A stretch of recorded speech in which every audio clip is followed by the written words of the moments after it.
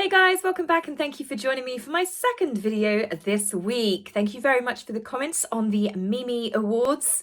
I like the fact that the majority of you agree with me that Mimi is a very good nickname for Meghan. Not to be mistaken with the original Mimi, this is more of a me because Meghan loves talking about herself. So the title of this video is called Rumours and Affairs. There's certainly lots of rumours, there's typically gossip going round, and there is also a story of an affair that didn't actually happen, which has actually been brought to the surface again, which I'm going to discuss. So where to get this video off to a start? Let's start with the coronation rumours. What is fact, what is fiction? There are so many stories coming out, but thankfully the Harry and Meghan will they, won't they stories seem to be dying down.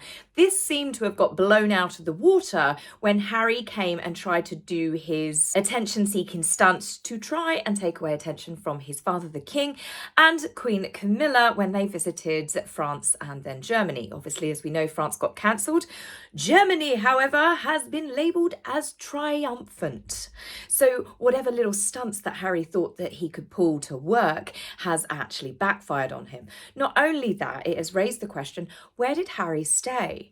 Now, I know some of you will be like, I don't care where he stays, but it has raised the question. Some media outlets reported that Prince Harry was staying with friends whilst in London, but I struggle to think of many friends that Harry would have left.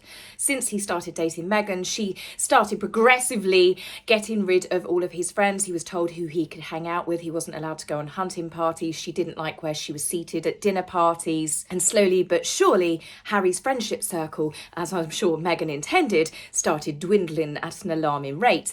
We did, however, see Harry with one of his long-term friends, possibly one of the only ones left, Charlie von Straubansee, when he went for a nicely paparazzi-timed bicycle stroll in Montecito, May of last year.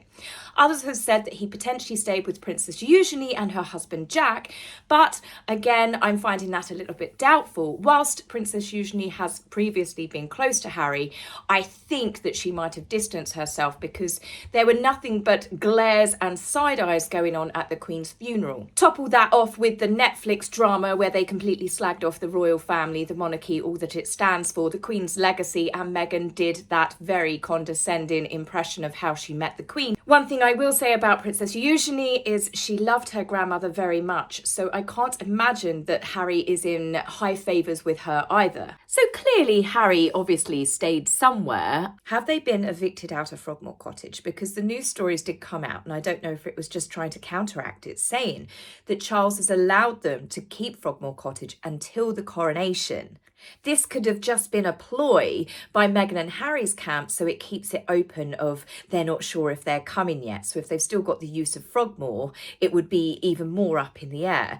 But other newspapers did report that Harry is no longer welcome at Frogmore Cottage, and this is why he didn't stay in any of the royal residences. Again, it's a very mixed bag of frogs that we're getting from different media outlets. I personally think they should have just nipped it in the bud in the beginning and turned around and said to Harry and Meghan, here is your invite. You are getting no special allowances. You have to RSVP within 30 days. If you do not, then you are not welcome and your seats will be given up to someone else. Personally, as many of us feel, they don't deserve to be there given their treatment of everything to do with the monarchy, King Charles, Prince William, and so on and so forth. But before we get on to those and some of the interesting rumours that are coming out about them, let's talk about Germany, the triumphant historical visit, the first state visit as King and Queen Consort Camilla.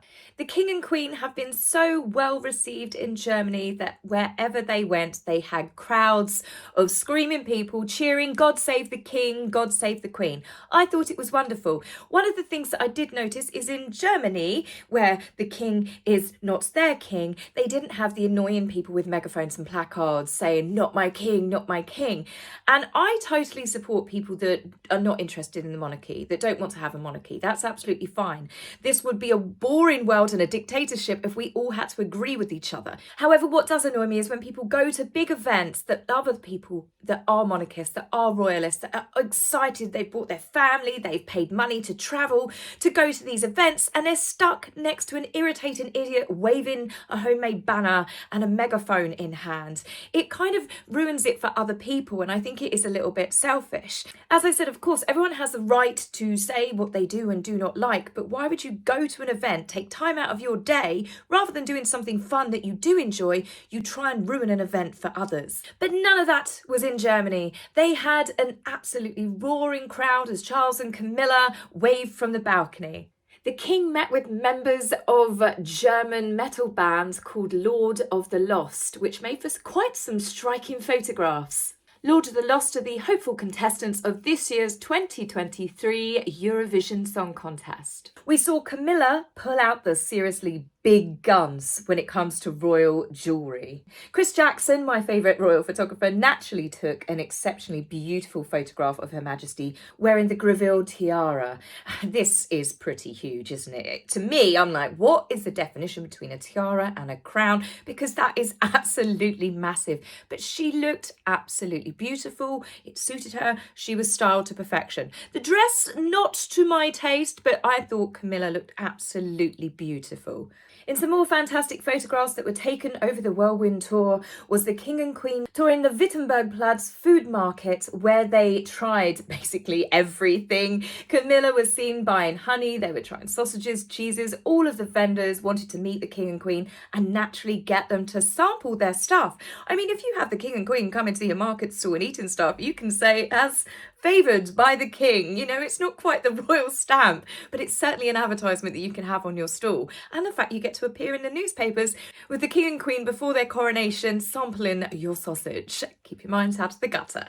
After sampling of the many different delights that were on offer, the king had a go at making some cheese, much to the amusement of the staff, as the liquid reportedly came out too quickly and the king struggled with it, and Charles made everyone laugh when he pointed out that his arms were just too short.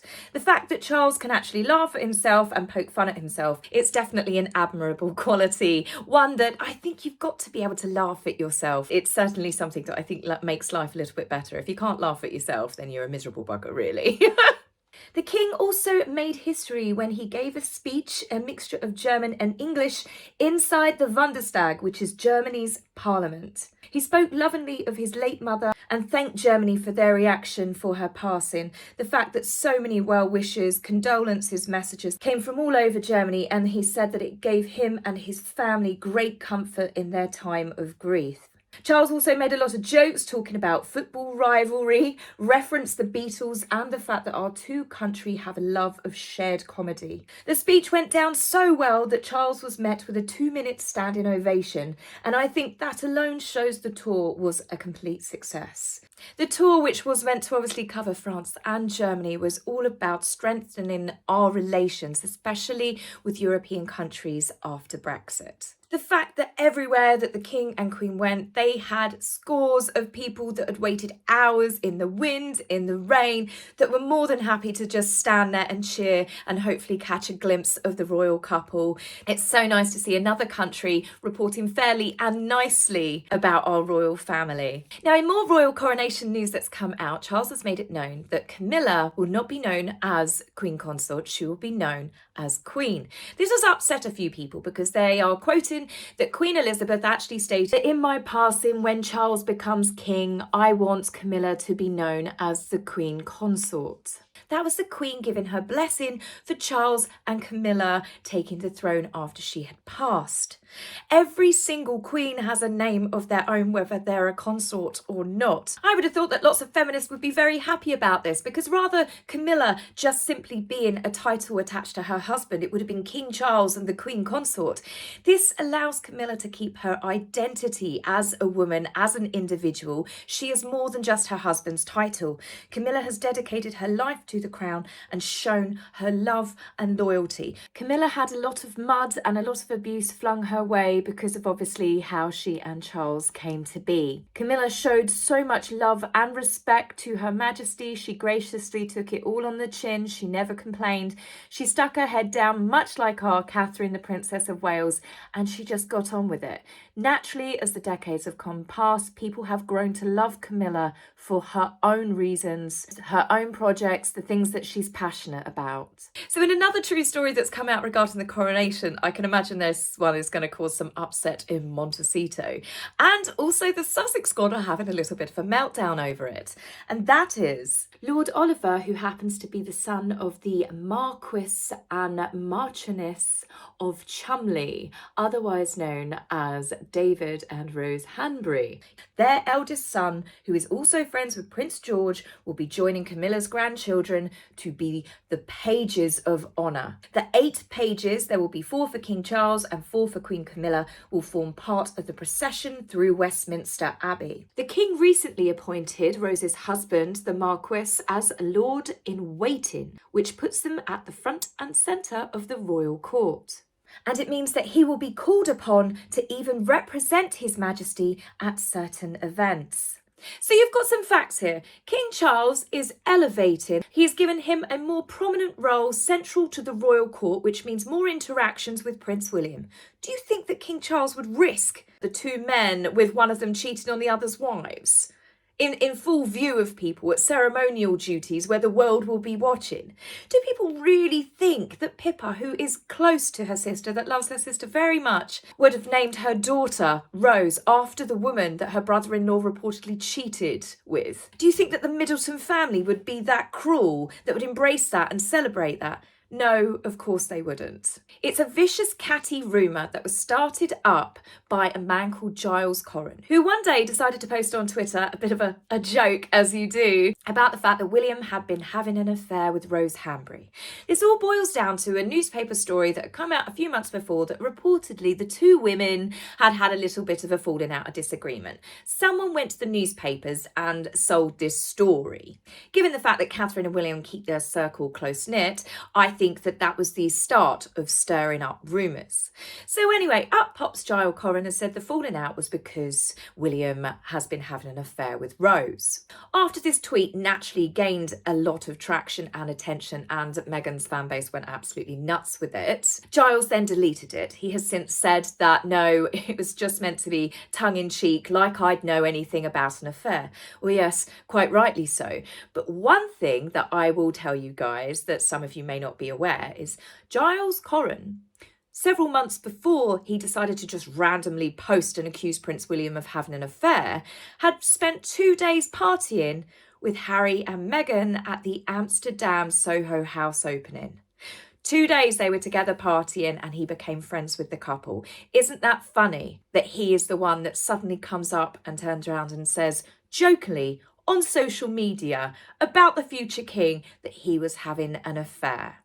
Now, I'm not saying that Meghan is involved in this, but the dots line up, doesn't it? It's like the stars align yet again, and it always seems to lead back to Soho House and Meghan.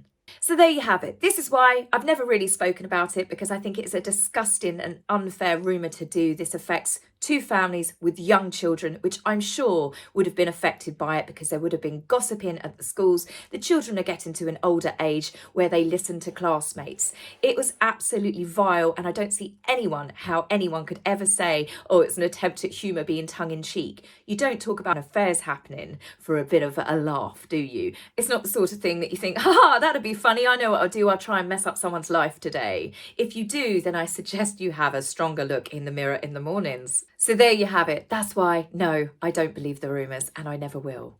So to lighten up the mood and to give you the last couple of gossipy stories, this one will make you laugh, honestly. Harry is reportedly, I don't know if it's true though, Harry is reportedly at the very precipice of signing a multi-million-pound fashion deal, being a fashion model like his wife, with Dior. Harry recently, when he appeared at the Royal Courts of Justice outside, was doing what his wife does and merching a shirt. This is like £1,000 shirt, just showing off the little bumblebee emblem. All I can say is I hope Dior pay their editing department well, because someone is going to have a full-time job just to try and stay on top of Harry's hairline. Lord knows every time we see him, we get a completely different version of a thatched top. Quite the difference to what you see outside of court. And as for Meghan, she's got her very own rumour coming out. Aside from collecting awards, Meghan is apparently now trying to seek more acting roles in Hollywood. She wasn't wanted the first time round. I can't see it's going to work the second time round. The reason why this rumour has started up is because she has reportedly signed up Adam Lillin, a Hollywood fixer who's worked with the likes of Nicole Kidman. Perhaps when Meghan decides to leave Harry and the divorce is announced, perhaps Adam can get her signed up like he did Nicole when she left Tom to a new version of the Moulin Rouge. The storyline, for those of you that don't know of Moulin Rouge, follows Satine, a courtesan who is desperate for fame and fortune and uses her womanly ways to attract rich benefactors who can make her dreams come true. It's possibly a role that Meghan shouldn't struggle to play. Anyway, on that catty note, I will see you guys very soon. Take care for now. Bye.